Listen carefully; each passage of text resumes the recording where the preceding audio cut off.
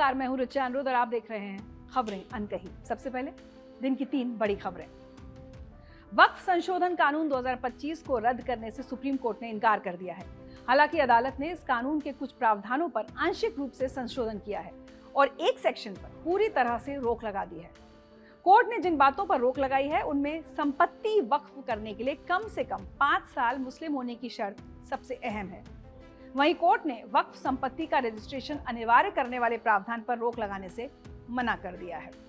Supreme court ने आज Bihar SIR को चुनौती देने वाली याचिकाओं पर सुनवाई करते हुए साफ कर दिया कि आधार को 12वें दस्तावेज के रूप में मान्यता देने के अपने पूर्व आदेश पर वो पुनर्विचार नहीं करेगा। पीठ ने कहा कि अगर चुनाव आयोग दूसरे राज्यों में भी एसआईआर प्रक्रिया लागू करता है और वहां के लोग भी इस मामले में याचिका दायर करते हैं तो उनकी भी सुनवाई की जाएगी। दिल्ली में BMW एक्सीडेंट मामले में कार चला रही महिला गगनदीप को गिरफ्तार कर लिया गया है। आरोप है कि गगनदीप ने केंद्रीय वित्त मंत्रालय के अधिकारी की बाइक को टक्कर मार दी। हादसे में अधिकारी की मौत हो गई और उनकी पत्नी समेत 3 लोग घायल हो गए। मीडिया रिपोर्ट की माने तो जिस अस्पताल में घायलों को ले जाया गया वो अस्पताल उस महिला का ही था। और अब खबरें अनकही। भारत में पाकिस्तान के खिलाफ गुस्सा और एशिया कप में मैच को बॉयकॉट करने की मुहिम का असर दुबई इंटरनेशनल स्टेडियम में भी साफ दिखाई दिया। टॉस से लेकर विजयी छक्का लगाने तक टीम इंडिया ने पाकिस्तानी टीम को कोई भाव नहीं दिया। मैच के बाद सूर्या की सेना ने पहलगाम हमले के पीड़ितों के साथ एकजुटता दिखाई और इस जीत को पीड़ितों को और हमारी सेना को समर्पित किया। जेनजी के विरोध, हिंसा, आगजनी, बवाल और मंत्रियों के इस्तीफों के बाद आखिरकार नेपाल को अपना नया प्रधानमंत्री मिल ही गया। जेनजी प्रदर्शनकारियों ने सुशीला कार्की को देश का अंतरिम प्रधानमंत्री चुना है। उन्हें शुक्रवार रात राष्ट्रपति ने पद की शपथ दिलाई। नेपाल के इतिहास में पहली बार देश की बागडोर एक महिला के हाथ में है। जिन हालात में सुशीला कार्की ने कार्यभार संभाला है वो बेहद चुनौतीपूर्ण है। पड़ोसी देशों के साथ तालमेल बिठाना है और अपना देश भी चलाना है। इन दोनों दुनिया के कई बड़े देशों में अप्रवासियों के खिलाफ भारी आक्रोश देखने को मिल रहा है। पहले अमेरिका के राष्ट्रपति ने अवैध अप्रवासियों को देश से निकाला। फिर ऑस्ट्रेलिया में हजारों लोग अप्रवासियों के खिलाफ सड़कों पर उतरे। अब ब्रिटेन के लोग भी इमिग्रेंट्स के मुद्दे पर खुलकर सामने आ गए हैं। शनिवार को लंदन में लाखों लोगों ने अवैध अप्रवासियों की बढ़ती आबादी के खिलाफ प्रदर्शन किया। लेकिन ये सब क्यों हो रहा है, इसके पीछे की वजह को आज हम समझेंगे। कभी आइजोल और श्रीनगर तक ट्रेन से जाना सपना लगता था, लेकिन अब ये हकीकत है। आजादी के बाद से अपने प्रदेश में रेलवे लाइन की राह देख रहे मिजोरम के लोगों का इंतजार खत्म हो गया है और आखिरकार 78 साल बाद आइजोल को रेल मार्ग से जोड़ा गया, जो एक बड़ी उपलब्धि है। इससे पहले श्रीनगर को भी रेलवे लाइन के जरिए जम्मू से जोड़ा गया था। इन कामों को अंजाम तक पहुंचाने में रेलवे को कड़ी मशक्कत करनी पड़ी, तब जाकर ये सपना साकार हो सका। और आज बात इररिस्पॉन्सिबल ड्राइविंग की भी होगी, जिसमें एक व्यक्ति ने दिल्ली में जान गंवा दी। लेकिन ये कोई पहली दुर्घटना या हादसा नहीं है। बड़ी बड़ी गाड़ियां लेकर लोग समझते हैं कि उन्हें कैसे भी गाड़ी चलाने का अधिकार मिल गया है और किसी को भी मारने का। एशिया कप के एक तरफा मुकाबले में भारत ने पाकिस्तान को बुरी तरह हरा दिया। हालांकि सच कहूं तो मैं शुरू से इस मैच के खिलाफ थी। मुझे लगता था ये नहीं होना चाहिए और मैंने कल सोशल मीडिया पर भी लिखा कि इसका बॉयकॉट होना चाहिए। मैंने लिखा था मत देखो, और ये सच है कि मैंने मैच नहीं देखा और मुझ जैसे शायद हजारों लाखों लोगों ने नहीं देखा जो नहीं चाहते थे कि ये मैच हो। लेकिन सुबह जब मुझे खबर पता चली कि इंडिया जीत गया है, पूरे देश में जश्न का माहौल है, तो जाहिर सी बात है बीइंग एन इंडियन मुझे सुनकर खुशी हुई और उन सभी हजारों लाखों लोगों को भी हुई होगी जो बॉयकॉट की बात कर रहे थे। इस बार ये सिर्फ क्रिकेट का खेल नहीं था, ये जंग थी इज्जत की, भारत के जज्बे की। और उसी अंदाज में भारतीय टीम ने वो कर दिखाया जो कुछ महीने पहले हमारी सेना ने ऑपरेशन सिंदूर के जरिए किया था। पाकिस्तान के आतंकी ख्वाब को तबाह करना। सैन्य मोर्चे पर पाकिस्तान की कमर तोड़ने के बाद अब खेल के मैदान पर भी वही कहानी दोहराई गई। ऑपरेशन सिंदूर में जिस तरह भारत ने पाकिस्तान के आतंकी ठिकाने तबाह कर दिए थे, ठीक उसी तरह खेल के मैदान पर भी सूर्या की सेना ने पाकिस्तानी टीम को घुटनों पर ला दिया।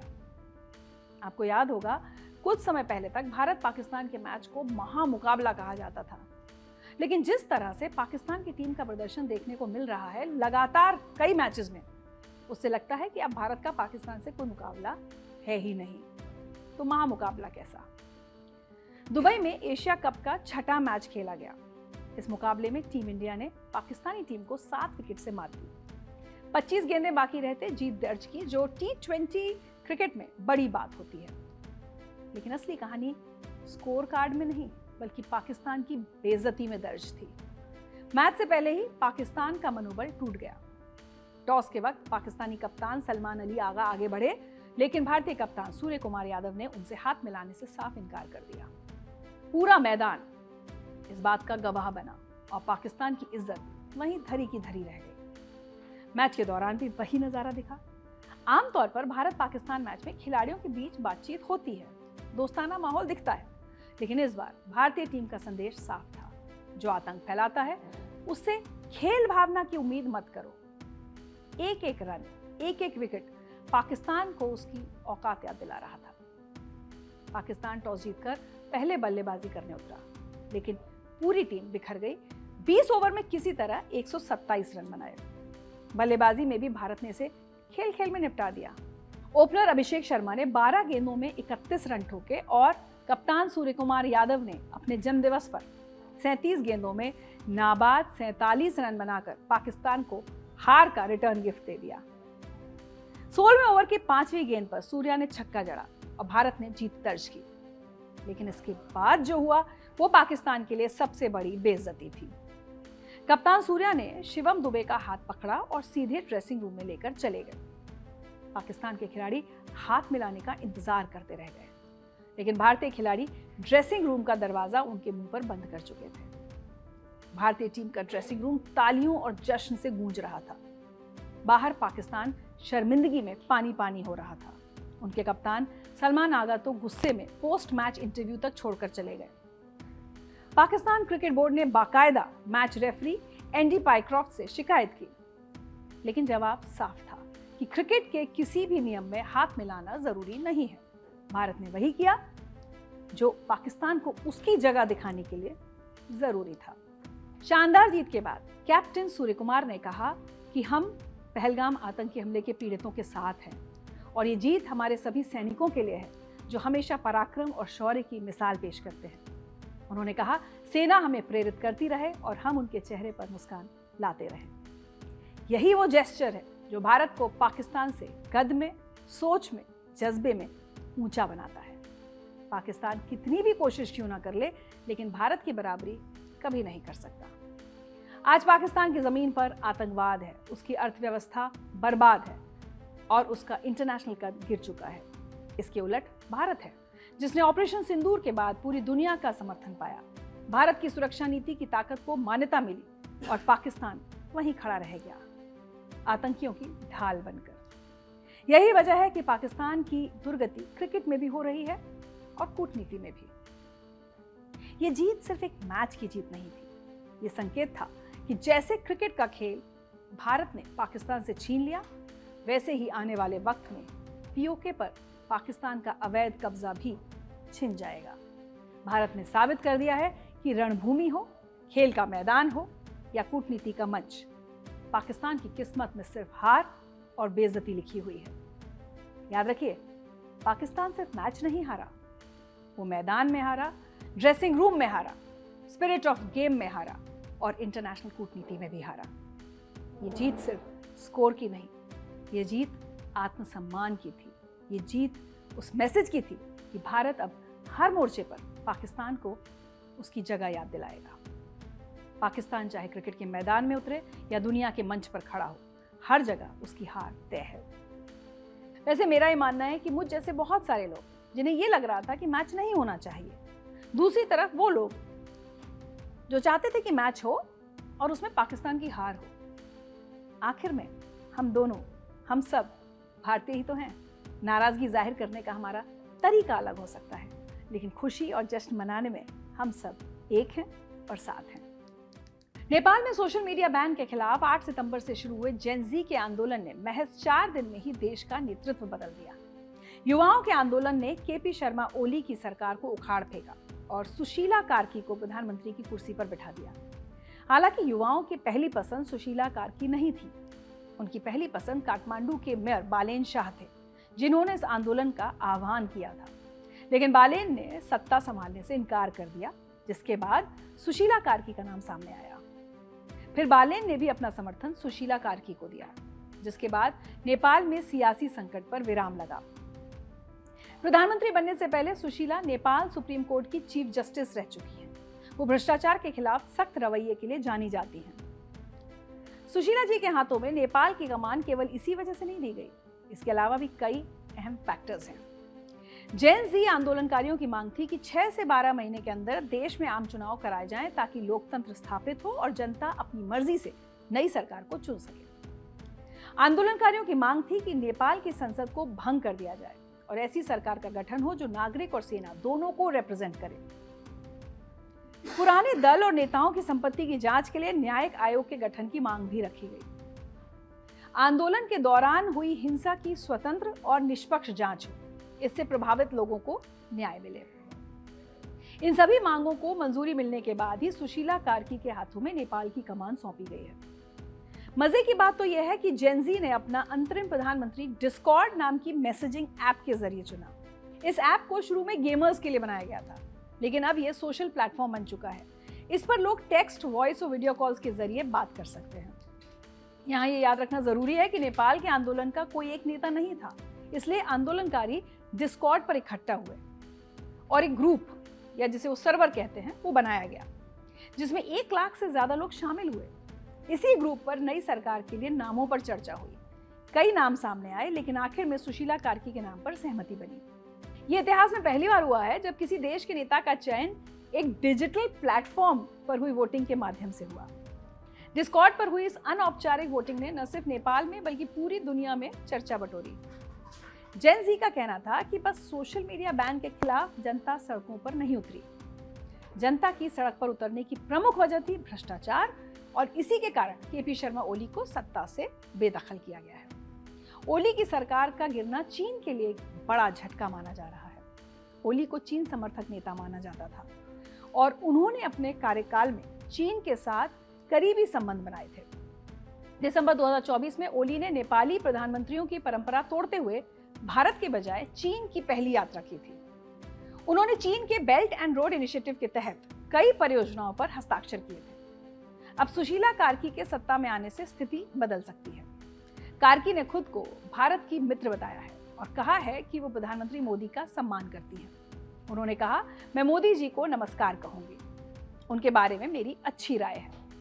कार्की ने भारतीय नेताओं की तारीफ करते हुए कहा, मैं भारतीय नेताओं से बहुत प्रभावित हूं, हम उन्हें अपने भाई बहन मानते हैं। सुशीला कार्की का भारत से बेहद गहरा नाता है। उन्होंने 1975 में बनारस हिंदू विश्वविद्यालय से पॉलिटिकल साइंस में एमए किया था। भारत से अपने जुड़ाव के बारे में सुशीला जी ने एक इंटरव्यू में कहा था, मुझे अब भी अपने शिक्षक और दोस्त याद हैं। मुझे गंगा नदी याद है। गंगा के किनारे एक हॉस्टल था। गर्मियों में रात को हम छत पर सोते थे। बीएचयू में पढ़ाई के दौरान ही सुशीला की मुलाकात दुर्गा प्रसाद सुवेदी से हुई। वहीं से दोनों का रिश्ता शुरू हुआ और शादी तक पहुंचा। सुशीला और उनके पति दुर्गा सुवेदी कई आंदोलनों से जुड़े रहे हैं। सुशीला कार्की की चर्चा में उनके पति दुर्गा प्रसाद सुवेदी की एक रोमांचक कहानी भी सामने आई है। सुवेदी ने 10 जून 1973 में नागेंद्र धुंगेल और बसंत भट्टाराय के साथ मिलकर नेपाल का पहला प्लेन हाईजैक किया था, जिसमें 22 लोग सवार थे, जिनमें भारत की मशहूर अभिनेत्री माला सिन्हा भी थी। इस हाईजैकिंग का असली मकसद यात्रियों को नुकसान पहुंचाना नहीं, बल्कि उस नकदी को लूटना था जो विराटनगर के बैंकों से काठमांडू लाई जा रही थी। सुवेदी ने यह कहकर पैसे मांगे कि वो इसका इस्तेमाल राजा महेंद्र की राजशाही के खिलाफ चल रहे आंदोलन में करेंगे। इस ऑपरेशन के मास्टरमाइंड गिरिजा प्रसाद कोइराला थे, जो बाद में नेपाल के प्रधानमंत्री बने। नेपाल के इतिहास की यह पहली हाईजैकिंग लंबे समय तक चर्चा में रही। 1 साल के अंदर नागेंद्र धुंगेल को छोड़कर बाकी सभी अपहरणकर्ता भारत में गिरफ्तार कर लिए गए। दुर्गा प्रसाद सुवेदी को 2 साल की सजा हुई और 1975 में आपातकाल के दौरान उन्हें रिहा कर दिया गया। पति के विवादित अतीत के बावजूद कार्की ने अपनी पहचान खुद बनाई। सुशीला ने अपने करियर की शुरुआत शिक्षक के रूप में की थी और बाद में जज बनी। जब सुशीला जी 2016 में नेपाल की पहली महिला चीफ जस्टिस बनी, तो ये भी अपने आप में ऐतिहासिक था। 1 साल बाद 2017 में कार्की पर संसद में महाभियोग प्रस्ताव लाया गया। आरोप लगाया गया कि वो फैसलों से राजनीतिक दबाव के खिलाफ खड़ी हो रही हैं। और न्यायपालिका की आज़ादी का गलत इस्तेमाल कर रही हैं। असल में नेताओं को डर था कि अगर कार्की कोर्ट में ऐसे ही सख्त रहीं तो उनसे राजनीति और सत्ता को बड़ा नुकसान हो सकता है। इसलिए प्रचंड सरकार ने संसद में महाभियोग प्रस्ताव लाकर उन्हें पद से हटाने की कोशिश की। प्रस्ताव आने के बाद सैकड़ों छात्र, महिलाएं और आम लोग काठमांडू की सड़कों पर उतर आए। जून 2017 में उनके रिटायरमेंट से सिर्फ एक दिन पहले संसद ने महाभियोग प्रस्ताव वापस ले लिया। किसी भी देश में जब एक महिला के हाथ में पहली बार बड़ी जिम्मेदारी आती है तो वो सिर्फ उस देश के लिए नहीं बल्कि पूरी दुनिया की महिलाओं के लिए गर्व का मौका होता है। विद्रोह की आग में सुलगते नेपाली युवाओं के जख्मों पर मरहम लगाने का काम एक महिला से बेहतर कौन कर सकती है। सुशीला कार्की को मेरी शुभकामनाएं। हर साल भारत, पाकिस्तान, बांग्लादेश, नेपाल और मिडिल ईस्ट से हजारों लोग बेहतर फ्यूचर की तलाश में अमेरिका, कनाडा, ऑस्ट्रेलिया और इंग्लैंड जैसे देशों में जाते हैं। कुछ युवा स्टूडेंट वीज़ा पर जाते हैं तो कुछ लोग वर्क परमिट पर। वहीं कुछ ऐसे भी हैं जो लाखों रुपए खर्च करके और अपनी जान जोखिम में डालकर डंकी रूट से विदेश पहुंचते हैं। साल दर साल विदेशों में अप्रवासियों की संख्या बढ़ती जा रही है, जो अब वहां के स्थायी निवासियों को खटकने लगी है। यही वजह है कि वो अब इन अप्रवासियों का खुलकर विरोध करने लगे हैं। शनिवार को ब्रिटेन में बढ़ती अवैध अप्रवासियों की आबादी के खिलाफ लंदन में प्रदर्शन हुआ, जिसमें 1 लाख से ज्यादा लोग शामिल हुए। इस प्रोटेस्ट को नाम दिया गया यूनाइट द किंगडम। इसे देश की सबसे बड़ी दक्षिणपंथी रैली माना जा रहा है, जिसे लीड तो एंटी इमिग्रेशन नेता टॉमी रॉबिन्सन ने किया, लेकिन टेस्ला के सीईओ एलन मस्क भी वीडियो लिंक के जरिए रैली का हिस्सा बने और उन्होंने एक विवादास्पद बयान भी दिया। उन्होंने कहा, चाहे आप हिंसा चुनें या ना चुनें, हिंसा आपके पास आ रही है, या तो आप वापस लड़ें या मर जाएं। शुरुआत में प्रदर्शन शांतिपूर्ण था, लेकिन जैसे ही मार्च पुराने व्हाइट हॉल से निकलकर संसद के पास पहुंचा, माहौल गर्म हो गया। प्रदर्शनकारी ब्रिटिश और इंग्लिश झंडे लिए हुए थे। इस दौरान लोगों ने सेंड देम होम और स्टॉप द बोट्स जैसे नारे लगाए। पुलिस को अंदाजा नहीं था कि इतनी भारी भीड़ सड़कों पर उतरेगी। जब भीड़ तय रास्ते से बाहर निकल गई तो पुलिस ने उन्हें रोकने की कोशिश की। इसी दौरान कई प्रदर्शनकारी बैरियर तोड़ने की कोशिश करने लगे तो पुलिस को भी हल्का बल प्रयोग करना पड़ा, जिससे भीड़ में अफरा तफरी मच गई और एक प्रदर्शनकारी बेहोश होकर गिर गया, जिसे अस्पताल में भर्ती कराया गया। हिंसक झड़पों में 26 पुलिसकर्मी घायल हुए। प्रदर्शन के बाद पुलिस ने कुल 25 लोगों को गिरफ्तार किया। हैरानी की बात तो यह है कि जिस वक्त शहर में हिंसा हो रही थी, उस वक्त ब्रिटेन के प्रधानमंत्री केयर स्टारमर अपने बेटे के साथ लंदन के एमिरेट्स स्टेडियम में फुटबॉल मैच देख रहे थे। इस प्रदर्शन का मकसद ब्रिटेन में इलीगल इमिग्रेशन के खिलाफ आवाज उठाना था। प्रदर्शनकारी मांग कर रहे थे कि अवैध अप्रवासियों को देश से बाहर किया जाए। जानकारी के मुताबिक इस साल 28,000 से ज्यादा अप्रवासी इंग्लिश चैनल के रास्ते नावों में ब्रिटेन पहुंचे थे, जबकि पिछले साल करीब 4,31,000 अप्रवासियों ने ब्रिटेन का रुख किया। ब्रिटेन में कुल आबादी का 16% अप्रवासी हैं, लगभग 1 करोड़ 10 लाख, जिनमें करीब 41 लाख मुस्लिम हैं जो पाकिस्तान, बांग्लादेश और मिडिल ईस्ट से पहुंचे। करीब 12 लाख हिंदू हैं जो भारत और नेपाल से ब्रिटेन पहुंचे। फिर 40 लाख आबादी सिखों की भी है। इनके अलावा 17 लाख ईसाई भी हैं जो दूसरे देशों से ब्रिटेन पहुंचे हैं। इंग्लैंड में रिकॉर्ड स्तर पर शरणार्थी आवेदन आ रहे हैं और लगभग 32,000 अप्रवासी 200 होटल्स में रह रहे हैं। प्रदर्शनकारियों का कहना है कि अप्रवासियों के बढ़ने से उनके लिए जॉब्स कम हो रही हैं और सार्वजनिक सेवाओं पर भी दबाव बढ़ रहा है। वैसे सिर्फ यही वजह नहीं है, एक बड़ा कारण अप्रवासियों का क्राइम रेट भी है। 2021 से 23 के बीच विदेशी नागरिकों के खिलाफ 1 लाख से ज्यादा आरोप साबित हुए, जिनमें सबसे ज्यादा मामले रेप और छेड़छाड़ से जुड़े थे। इसके अलावा ड्रग्स, जालसाजी, चोरी और जानलेवा अटैक्स के मामलों में भी बढ़ोतरी देखी जा रही है। इन्हीं मामलों को देखकर स्थानीय लोगों का गुस्सा भयावह रूप लेता जा रहा है। अभी इसी महीने 9 सितंबर को ब्रिटेन के ओलबरी के एक पार्क में 20 साल की सिख लड़की के साथ 2 लड़कों ने रेप किया और उसे अपने देश वापस लौटने के लिए धमकाया। अप्रवासियों के खिलाफ इन देशों में कितनी नफरत है और ये नफरत बच्चों और युवाओं में भी पनप रही है, इसकी 2 मिसाल हाल ही में आयरलैंड में देखने को मिली। 3 स्थानीय युवाओं ने एक भारतीय युवक पर चाकुओं से हमला किया और उसे नस्लभेदी गालियां दी। वहीं 6 साल की एक मासूम बच्ची के साथ भी ऐसा ही देखने को मिला, जब कुछ छोटे बच्चों के ग्रुप ने उस पर हमला किया, उसे डर्टी कहा और भारत वापस जाने को कहा। इससे पहले 31 अगस्त को ऑस्ट्रेलिया में भी यही मंजर देखने को मिला। वहां भी हजारों की भीड़ एंटी इमिग्रेशन रैलियों में शामिल हुई और भारतीय अप्रवासियों को निशाना बनाया गया। इसे नाम दिया गया मार्च फॉर ऑस्ट्रेलिया। सिडनी और मेलबर्न के अलावा कई बड़े शहरों में रैलियों का आयोजन किया गया था। इन रैलियों का मकसद ये जताना था कि ऑस्ट्रेलिया में अप्रवासियों की संख्या बढ़ रही है, जिससे वहां के स्थानीय लोगों को समस्या का सामना करना पड़ रहा है। ये गुस्सा भले ही अन्य देशों के इमिग्रेंट्स के खिलाफ भी हो, लेकिन मुख्य तौर पर प्रदर्शन के दौरान भारतीय अप्रवासियों को ज्यादा जिम्मेदार ठहराया गया। ऑस्ट्रेलिया में ऐसे लोगों की संख्या बढ़ रही है जो दूसरे देशों से आए अप्रवासियों का विरोध करते हैं। यही विरोध करने वाले लोग रैलियों का आयोजन कर रहे हैं। इस दौरान तमाम तरह के प्रोपेगेंडा भी फैलाए गए। एक पर्चे पर तो ये भी लिख दिया गया कि 5 साल में जितने भारतीय आए हैं उतने तो 100 साल में ग्रीक और इटालियन भी नहीं आए। ये सिर्फ एक देश से आए हैं। ऑस्ट्रेलिया कोई ऐसा आर्थिक क्षेत्र नहीं है जिसकी संपत्ति का अंतर्राष्ट्रीय शोषण किया जा सके। सोशल मीडिया पर भी इस तरह के पोस्ट किए जा रहे हैं ताकि ज्यादा से ज्यादा लोगों को अप्रवासियों के खिलाफ भड़काया जा सके। रैलियों और सोशल मीडिया के जरिए ये झूठ फैलाया जा रहा है कि ऑस्ट्रेलिया में भारत से आकर बसने वालों की संख्या ज्यादा है, जबकि डेटा कुछ और ही सच्चाई बयां करता है। साल 2021 की जनगणना के मुताबिक यहाँ कुल आबादी का सिर्फ 3% ही भारतीय हैं। सबसे ज्यादा ब्रिटिश लोग हैं, करीब 33%। दूसरे नंबर पर आयरिश हैं, 9.5%। 8.6% Scottish, 5.5% Chinese, 4.4% Italian, 4% German immigrants हैं ऑस्ट्रेलिया में। सिडनी और मेलबर्न में विदेशियों का आना भी कुछ दशक पहले ही शुरू हुआ। असल में इस देश में व्हाइट ऑस्ट्रेलिया पॉलिसी थी। लगभग 7 दशक तक चली नीति का मकसद था कि देश में श्वेत मूल के लोग ही बसे।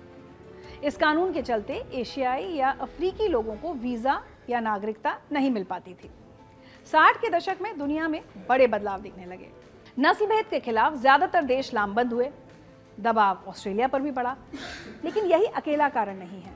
ऑस्ट्रेलियाई सरकार को भी काम के लिए स्किल्ड और अनस्किल्ड लोगों की जरूरत थी। दोनों ही जरूरतें भारत से पूरी हो सकती थी, इसलिए पॉलिसी हटाकर दरवाजे खोल दिए गए।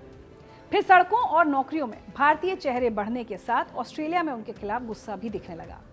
हालांकि वहां की सरकार अलग अलग समूहों के खिलाफ हेट क्राइम का अलग डेटा नहीं देती, लेकिन भारत सरकार के आंकड़ों के मुताबिक साल 2020 से 5 सालों के अंदर 90 से कुछ ज्यादा भारतीय छात्र बाहरी होने पर नफरत झेल चुके हैं। इनमें से 4 मामले ऑस्ट्रेलिया में हुए, जिनमें एक की मौत भी हो गई। मेलबर्न में मंदिरों पर गो होम जैसे स्लोगन तक लिख दिए गए। पिछले कुछ सालों में ऑस्ट्रेलिया के अंदर भारतीय अप्रवासियों की संख्या जबरदस्त तेजी से बढ़ी। जब कोई समुदाय तेजी से बढ़ता है और उसकी पहचान साफ दिखने लगती है, तो अक्सर बाकी लोग आर्थिक और सांस्कृतिक तौर पर इनसिक्योर महसूस करने लगते हैं। ऑस्ट्रेलिया के अलावा लगभग पूरा वेस्ट भारतीयों से खासकर नाराज है, यूरोप और अमेरिका भी। इसके पीछे पड़ोसी ज्यादा सफल क्यों वाली सोच भी है। दरअसल भारतीय तबका ज्यादा पढ़ा लिखा और सफल दिख रहा है। इससे स्थानीय लोग डर जाते हैं। कई रसूखदार लोग भी परेशान हैं कि भारतीयों का आर्थिक और राजनीतिक असर बढ़ा है। यही वजह है कि वो अप्रवासियों को कल्चरल डाइवर्सिटी नहीं बल्कि कंपटीशन की तरह देख रहे हैं। ये असुरक्षा गुस्से में बदल रही है और गुस्सा प्रदर्शन के रूप में दिखाई दे रहा है। भारत में दुनिया का 4था सबसे बड़ा रेल नेटवर्क है। आज़ादी के वक्त ये लगभग 60,000 किलोमीटर था, जो अब 75,000 किलोमीटर से भी अधिक हो चुका है। हर साल नई लाइनें जुड़ रही हैं, जिससे पहाड़ी, मैदानी और तटीय क्षेत्रों में कनेक्टिविटी बेहतर होती जा रही है। इसी कड़ी में मिजोरम की राजधानी आइजॉल को पहली बार भारतीय रेलवे के नेटवर्क से जोड़ा गया है। ये न सिर्फ मिजोरम के लिए ऐतिहासिक पल है, बल्कि पूरे नॉर्थ ईस्ट को अंतर्राष्ट्रीय व्यापार और कनेक्टिविटी से जोड़ने का मार्ग भी तैयार करेगा। न केवल मिजोरम का देश से संपर्क मजबूत होगा, बल्कि म्यांमार बॉर्डर तक रेल लाइन ले जाने का रास्ता भी आसान हो जाएगा। बैराबी सायरंग परियोजना को पूरा करने में करीब 10.5 साल लगे। 29 नवंबर 2014 को प्रोजेक्ट की शुरुआत हुई और 10 जून 2025 को इसे पूरा किया गया। लेकिन आइजॉल तक ट्रेन पहुंचाना इतना आसान नहीं था। इसके लिए 150 से ज़्यादा पुल बनाए गए, जिनमें से एक पुल तो कुतुब मीनार से भी ऊंचा है। पहाड़ खोदकर 45 से ज्यादा सुरंगें बनाई गई, घने जंगलों के बीच रेलवे लाइन बिछाई गई। सैकड़ों इंजीनियर, हजारों मजदूरों की मेहनत और करोड़ों रुपए खर्च होने के बाद मिजोरम तक रेलवे लाइन का निर्माण संभव हो पाया है। पहले बात करते हैं इस रेल लाइन पर बने सबसे ऊंचे पुल के बारे में, जो भारतीय इंजीनियरिंग और आर्किटेक्चर की शानदार मिसाल है। इस पुल की ऊंचाई 114 मीटर है, जो कुतुब मीनार से 42 मीटर ज्यादा है। यह देश का सबसे ऊंचा रेलवे ब्रिज है। इसको बनाने में करीब 17,000 टन स्टील का इस्तेमाल किया गया, जो भिलाई प्लांट से भेजा गया था। इस रेलवे प्रोजेक्ट की लंबाई करीब 51 किलोमीटर है, जिसमें 31% ट्रैक सुरंगों के भीतर और 23% हिस्सा पुलों के ऊपर है। जब ट्रेन इन ब्रिजेस और टनल से गुजरती है तो अलग एहसास कराती है। ऐसा लगता है जैसे आप किसी यूरोपीय देश में ट्रेन यात्रा कर रहे हो। रेल लाइन दुर्गम पहाड़ियों और घने जंगलों से गुजरती है। ऐसे में निर्माण का सामान पहुंचाने के लिए अलग से 200 किलोमीटर लंबा सड़क नेटवर्क तैयार करना पड़ा और इस पूरे प्रोजेक्ट के लिए 8,071 करोड़ रुपए खर्च किए गए। पहले सड़क के रास्ते से आइजॉल से सिलचर जाने में 7 घंटे लगते थे, वहीं रेल नेटवर्क के जरिए ये दूरी सिर्फ 3 घंटे में तय होगी। इस रेलवे लाइन के जरिए भारत के दूसरे राज्यों से मिजोरम तक पहुंचना आसान और सस्ता हो गया। दिल्ली से फ्लाइट के लिए लोगों को 8 से 10 हज़ार रुपए खर्च करने पड़ते हैं, जबकि ट्रेन से 3.5 से 4 हज़ार के बीच खर्च आएगा। हालांकि सफर 2,512 किलोमीटर लंबा है, इसलिए इसको पूरा करने में करीब 42 घंटे का वक्त लगेगा। रेल परियोजना से मिजोरम के लोगों को बहुत फायदा होगा। रेलवे प्रशासन ने शुरुआत में यहाँ 2 से 3 ट्रेनें चलाने की योजना बनाई है। इसमें गुवाहाटी और दिल्ली तक की ट्रेनें प्राथमिकता पर हैं। मिजोरम सरकार ने उम्मीद जताई है कि आगे राजधानी एक्सप्रेस और वंदे भारत जैसी ट्रेनें भी यहाँ तक पहुंचेंगी। ऐसा ही शानदार कारनामा रेलवे ने जम्मू कश्मीर में भी किया है। आज़ादी के 78 साल बाद कश्मीर घाटी को जम्मू के कटरा से जोड़ा गया है। दिल्ली से कटरा के बीच तो पहले ही ट्रेन चल रही है, लेकिन अब आप दिल्ली से श्रीनगर तक ट्रेन से जा सकते हैं, और ये मुमकिन हो पाया है चिनाब नदी पर बने इस बेमिसाल पुल के कारण, जो पेरिस के आईफिल टावर से भी ऊंचा है। 359 मीटर ऊंचा ये पुल दुनिया का सबसे ऊंचा रेलवे आर्क ब्रिज है। जब ट्रेन इस पुल से गुजरती है तो किसी फिल्म का सीन लगता है। कुछ साल पहले तक शायद किसी ने इसकी कल्पना भी नहीं की होगी, लेकिन भारत के इंजीनियर्स और आर्किटेक्ट्स ने इस सपने को साकार कर दिखाया है। 1994 में तत्कालीन प्रधानमंत्री पीवी नरसिम्हा राव ने उधमपुर श्रीनगर बारापुला रेल लिंक यानी USBRL प्रोजेक्ट शुरू किया था, लेकिन करगिल युद्ध के कारण काम रुक गया। फिर 2002 में तत्कालीन प्रधानमंत्री अटल बिहारी वाजपेयी ने USBRL को सेंट्रल प्रोजेक्ट घोषित किया, और 2003 में सरकार ने हर मौसम में कश्मीर घाटी को देश के दूसरे हिस्सों से जोड़ने के लिए चिनाब ब्रिज बनाने का फैसला किया। 2009 तक इस पुल को बनकर तैयार होना था, हालांकि ऐसा नहीं हो पाया। मनमोहन सिंह की सरकार के दौरान उधमपुर से कश्मीर तक दोनों छोर पर रेल लाइन जरूर बिछाई गई, लेकिन ब्रिज नहीं होने से ट्रेन नहीं चल पाई। 2014 में प्रधानमंत्री नरेंद्र मोदी ने USBRL प्रोजेक्ट के लिए proactive governance and timely implementation यानी प्रगति पहल शुरू की। इसके तहत पीएम मोदी ने चिनाब ब्रिज के निर्माण की खुद निगरानी की और जरूरी फंड मंजूर किया। अब करीब 2 दशक के बाद 1486 करोड़ रुपए की लागत से चिनाब नदी पर यह ब्रिज बनकर तैयार है। इसके साथ ही कश्मीर को भारत से सीधे जोड़ने का सपना भी पूरा हो गया। दुनिया के सबसे ऊंचे रेलवे ब्रिज को भूकंप, बाढ़, बर्फबारी और विस्फोटकों से बचाने के लिए खास तरीके से तैयार किया गया है।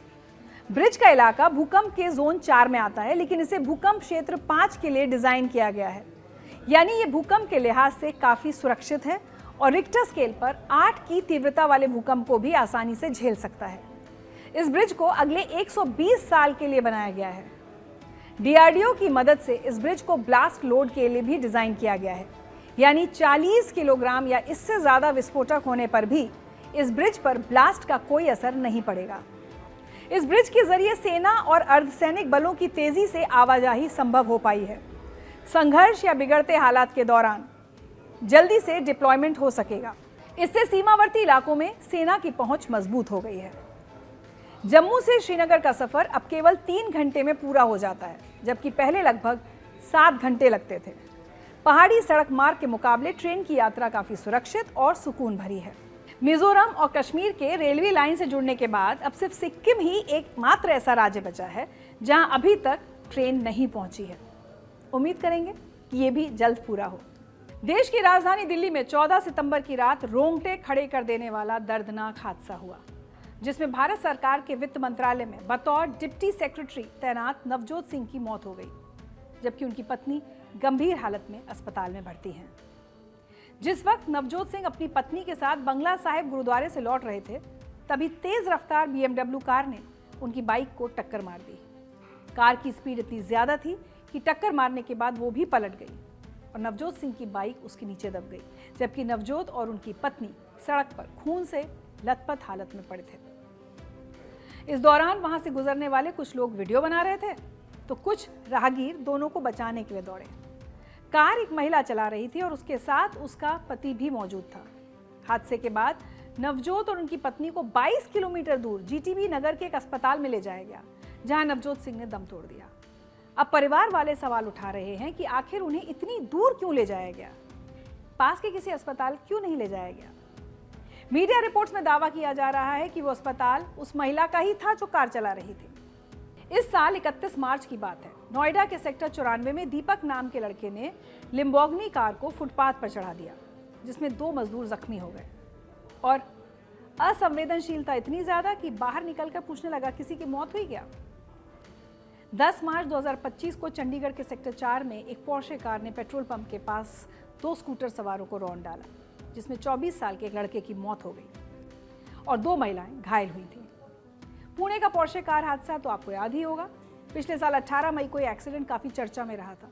17 साल का नाबालिग 12वीं पास करने की खुशी में पब से पार्टी करके लौट रहा था। रात करीब 2:15 बजे उसने बाइक सवार 2 लोगों को टक्कर मार दी, जिसमें दोनों की मौके पर ही मौत हो गई। घटना के वक्त उनकी कार की स्पीड 200 किलोमीटर प्रति घंटे थी। हैरानी तो इसके बाद जो हुआ उस पर हुई। कोर्ट ने नाबालिग आरोपी को घटना के 15 घंटे के अंदर ही जमानत दे दी, वो भी सिर्फ एक निबंध लिखवाकर। सोचिए जरा, 2 लोगों की जान चली गई और आरोपी को 15 घंटे के अंदर ही जमानत मिल गई। ये भी बड़ा सवाल है कि इस तरह की घटनाओं को अंजाम देने के बाद आरोपियों को कोई सजा मिलती है या फिर वो अपने रसूख के दम पर बचकर निकल जाते हैं। ज्यादातर तो निकल ही जाते हैं। रईसजादों की रैश ड्राइविंग से जुड़े कई मामले हैं जिन पर बात करनी होगी और हम करेंगे भी, लेकिन किसी और दिन। फिलहाल आज के लिए इतना ही, लेकिन चलते चलते आपको बताती चलूं कि आज दूरदर्शन का स्थापना दिवस है। 15 सितंबर 1959 को दिल्ली में भारत की पहली टेलीविजन सेवा दूरदर्शन की शुरुआत हुई थी। दूरदर्शन जिसने न केवल मनोरंजन किया बल्कि शिक्षा और जागरूकता का भी बीड़ा उठाया। रामायण, महाभारत, चित्रहार, हम लोग, कृषि दर्शन जैसे कार्यक्रमों ने देश की संस्कृति और सोच को बदला। दूरदर्शन को देखना, सुनना और समझना आज भी भारत की पहचान और संस्कृति से जुड़ने का ही तरीका है। मेरी तरह आप सबकी यादें दूरदर्शन से जुड़ी होंगी। मैं भी जब बचपन में दूरदर्शन देखती थी तो सपना था कि एक दिन मैं भी इस तरह टीवी पर दिखाई दूं। और 1996 में मेरे टीवी करियर की शुरुआत DD नेशनल से हुई। तो ये तो हुआ मेरा पर्सनल कनेक्शन DD नेशनल के साथ। आज इजाज़त लेती हूँ, कल आपसे फिर मुलाकात होगी। ख्याल रखिए।